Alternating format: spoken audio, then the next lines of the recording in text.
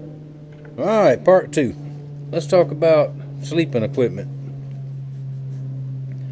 Now, this is a standard Coleman sleeping bag. This is I believe it's down to 40-degree bag. Now, for where I live, unless we get some of those 20s and all that, this is all you need. Now, this is what I took with me up there. I've got, I think, 4 of these.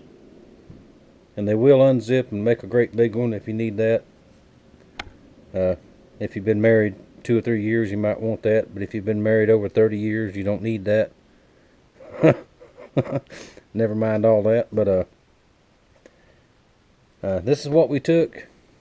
I would have rather had, once I got there, the military style sleeping bags, the Arctic bags, like we used when I was in the Army. Now, I was stationed almost 5 years at Fort Carson, Colorado.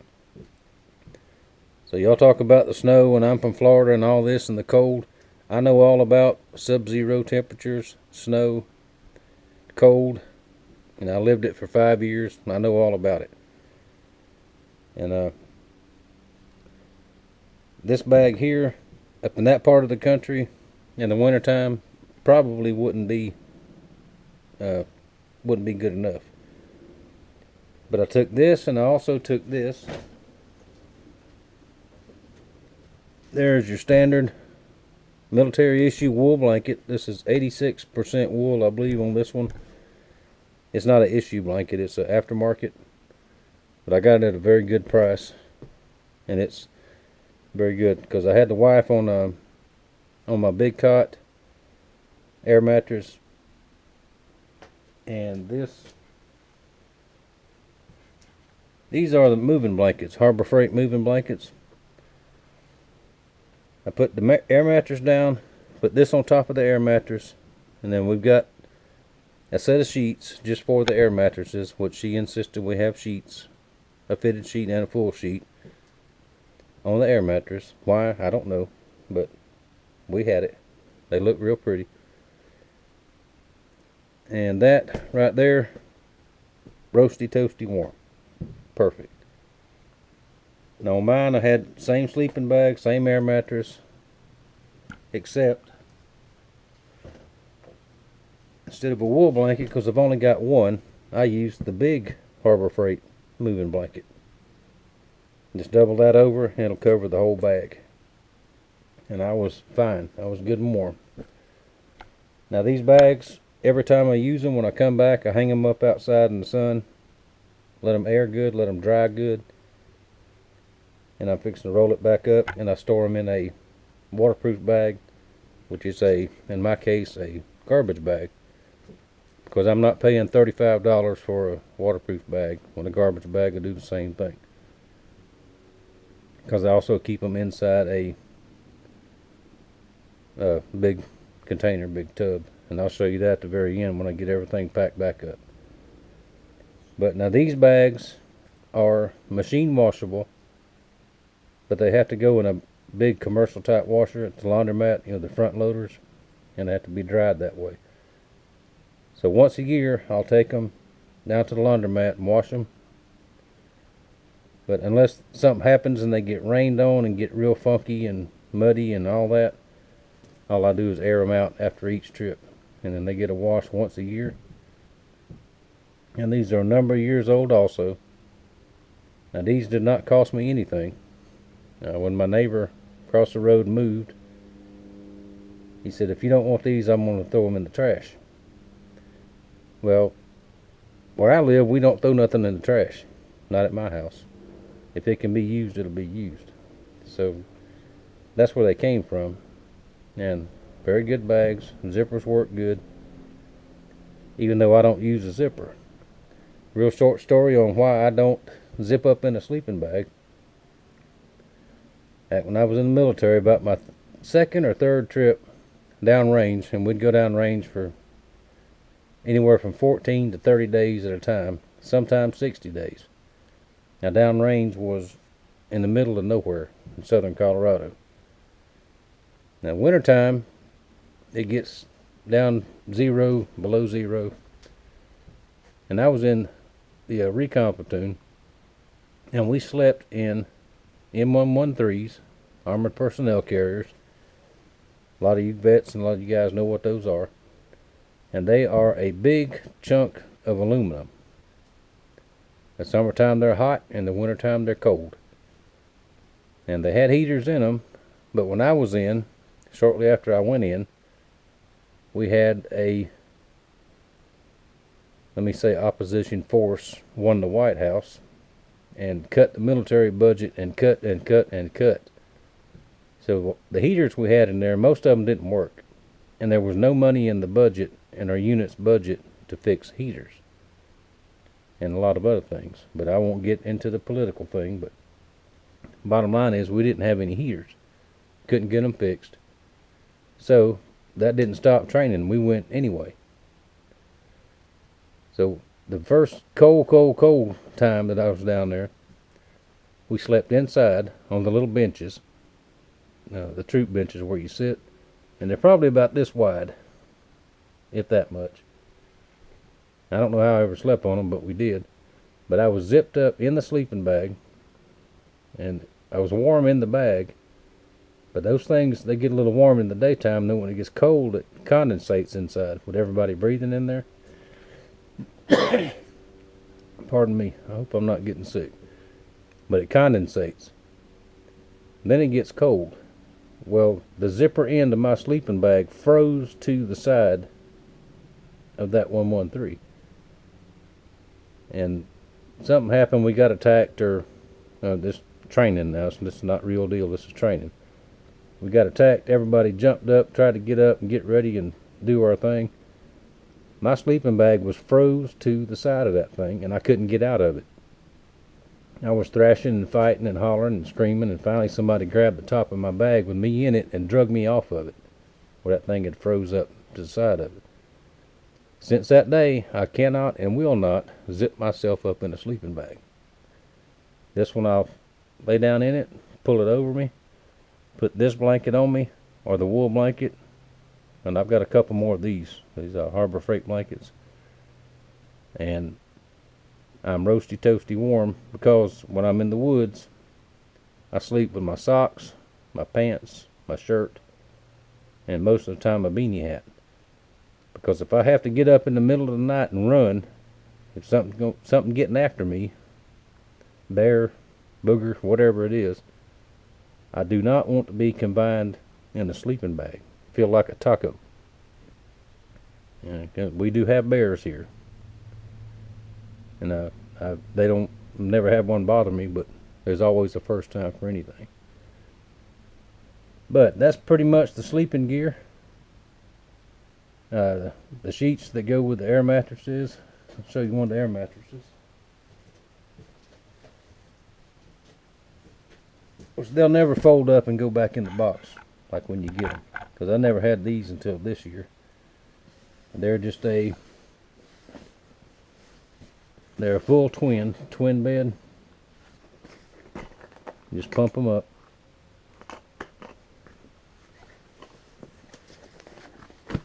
And very, very comfortable. And these are also very inexpensive.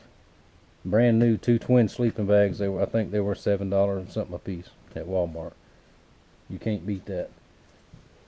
Now, I do have a queen size, a big one. I've got one of those. It's up at the house. And I'm thinking about designing maybe a PVC frame, a queen size platform where I can put that one on there in case we go again. In case she goes with me again. Excuse me. But I'm sure somebody's done it. I'll search YouTube and see if I can find that. That may be a little more comfortable. But who knows? We're also talking about maybe in the next couple of years investing in a camper, a small camper, not one of those great big snowbird campers, but maybe something small. But we'll see. Excuse me. Here I go. I better go inside and take some medicine. Alright, so that is the the sleeping bags and blankets. And I'll show you the cots on the next clip when I get the tent out. And we'll see what happens after that. Alright, let's talk about this tent. We'll get this thing set up and cleaned up and patched and all that while we got a good weather day.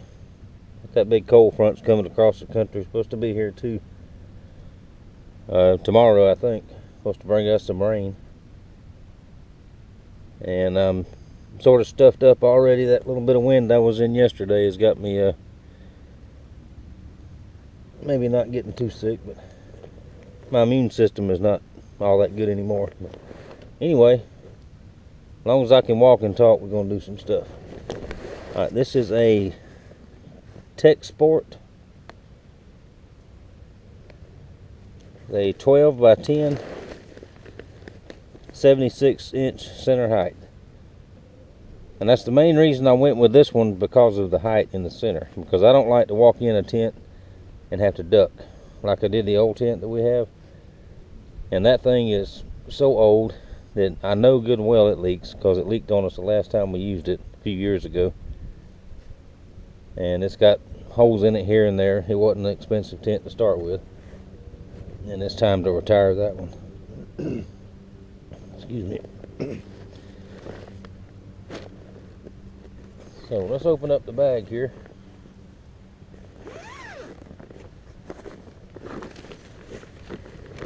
Come with all the stuff, of course, all the poles,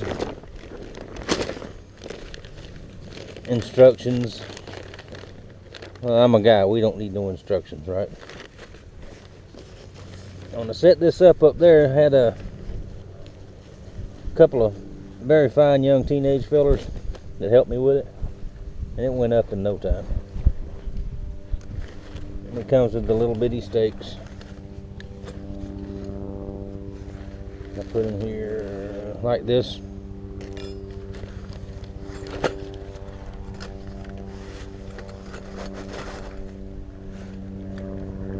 And of course I bought some a little bit better stakes.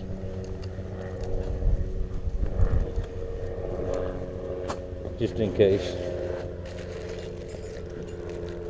Came with its own little paracord. If I got other pieces of paracord, I'll just put some extra stuff in there. Put me a little hammer in there, and to leave in the bag. That way we always know where it's at.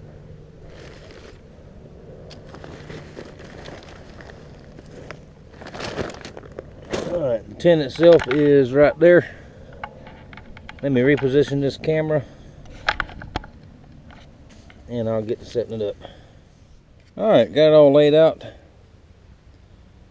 Standard dome tent. Comes with these poles. We'll start putting them through the inlets and see if I can't get it stood up by myself. And there's somebody in my yard. Let me go see who this is. Now that is almost a two-man job, but I got it.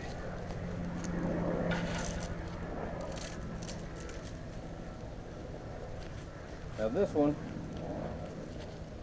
goes around for the front porch, which all that's inside. Let me show you.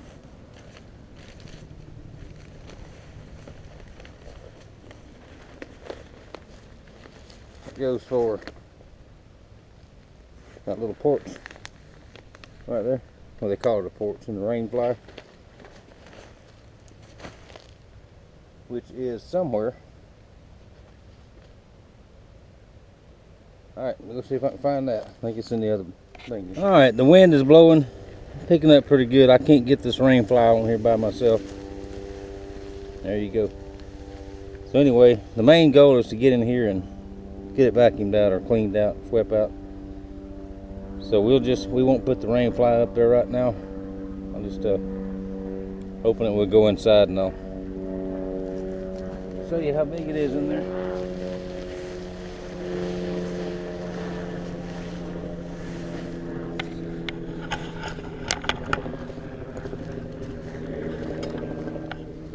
Now, a couple of features I don't like about this, just like my old tent. That is a nylon zipper on the door. I don't like those. Just have to be really careful with them, or they'll just like that.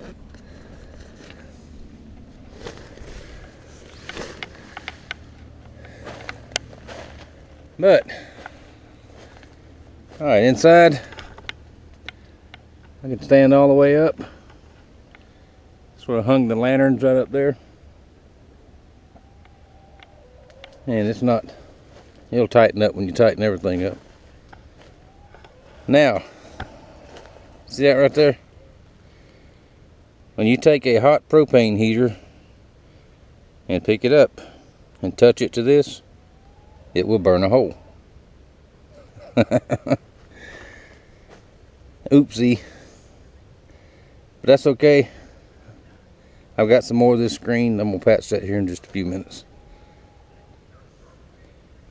So, here's the tent. Now, it did rain on us several times while we was up there. With the rain fly on and everything, no water came inside. No leaks. The only little bit of water that was in here is what we tracked in, walking in and out. But it's got a port down there. See that hole? We can run a power cord in if you want to. And next time I get it set up, I want to rig up something over the bunks here where I can hang my flashlight, stuff like that. Well, there we go. This is the tent. Now, I did not know. There's the brand right there. I did not know that tents cost this much. Even the Walmart tents. They've gotten expensive since I bought one. It's a little over $200 for this one, but it should last a long time. And these things here clip like that. Should last a long time. And I'm a very big stickler into, for taking care of stuff.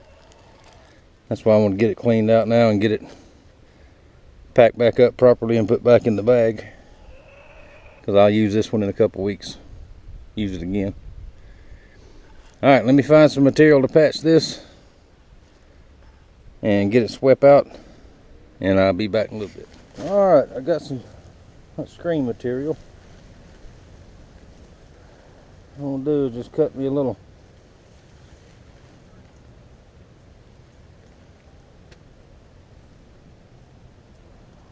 cut the burnt part off of it.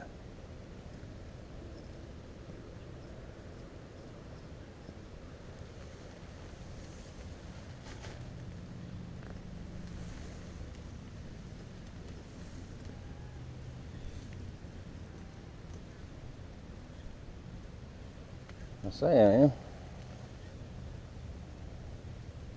That's tougher than it looks.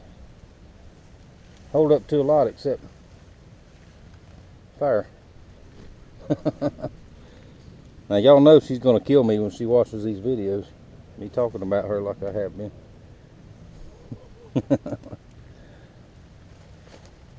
So after this one posts, if y'all don't see me anymore, you know what happened. Now what I'm going to do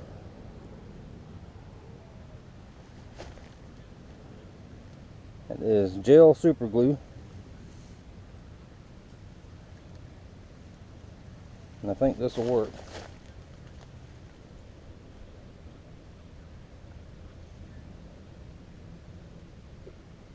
Put me a bead all the way around the edge here.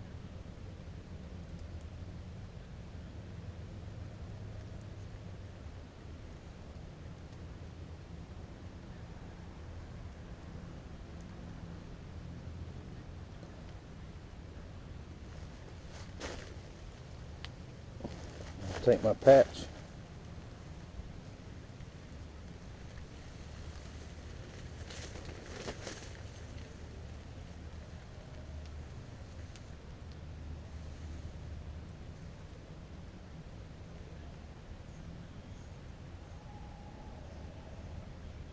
Get it all over me.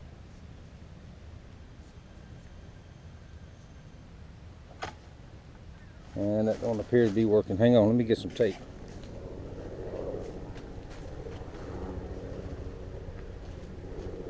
So that's not working either.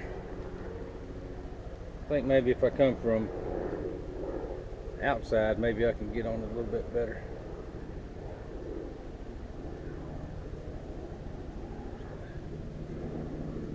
There's a heavy coat of glue on there.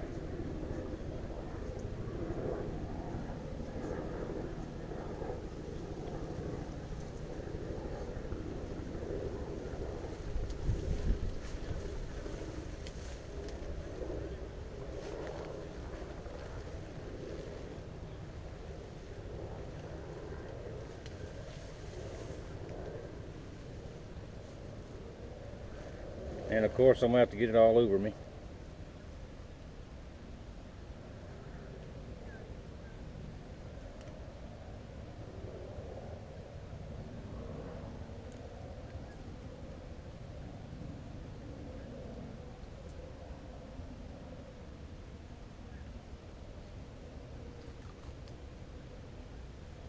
And let's see if we can just stick a piece or two of this tape on here.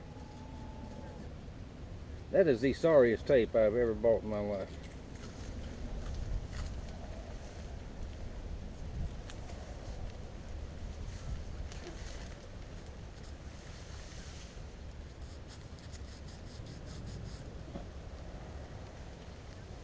Well, that's not going to stick either.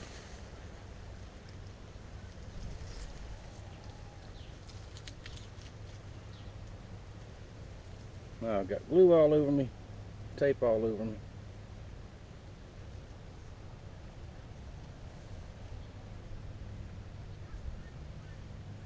Now if that'll stay there and set up,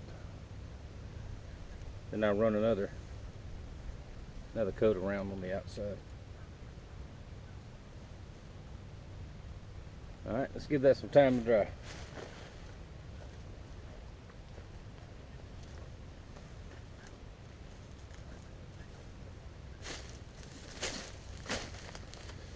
Now while that's drying, I'll get my handy dandy little broom and sweep this thing out. Alright, let's get this thing wrapped up here. Alright, got the tent folded back up, back in the bag.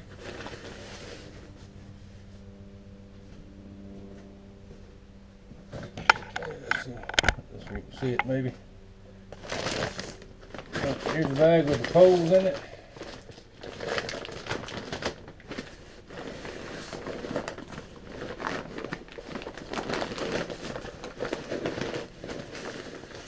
And it's a tight fit getting in there. Nothing ever goes back in the box or bag like you get it from the factory. Now here's the rain fly.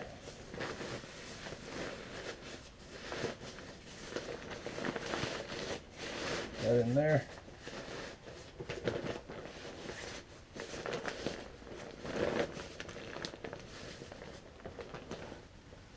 Alright, there's 2 lengths of paracord. I'll keep in there just in case. That's one that came with it. We'll put that one in there. And our bag of stakes. Right there. Y'all see this? And my little hammer. Put it right there.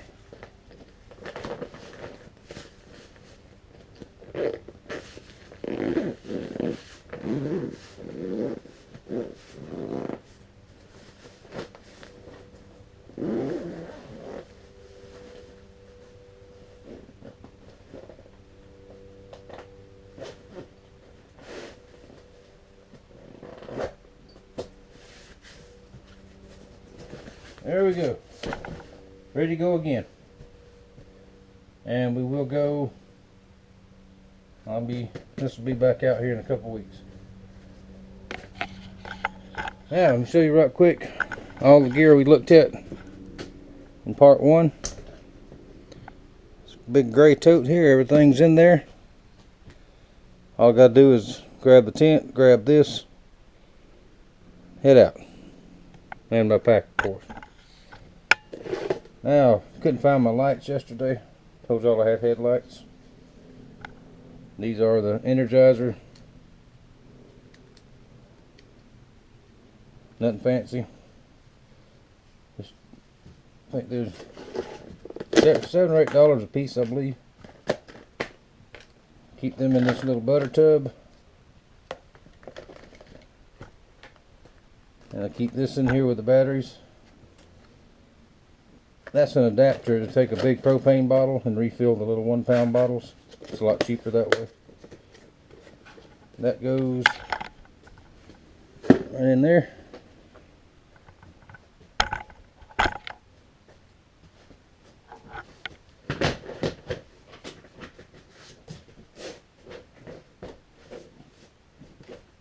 There we go.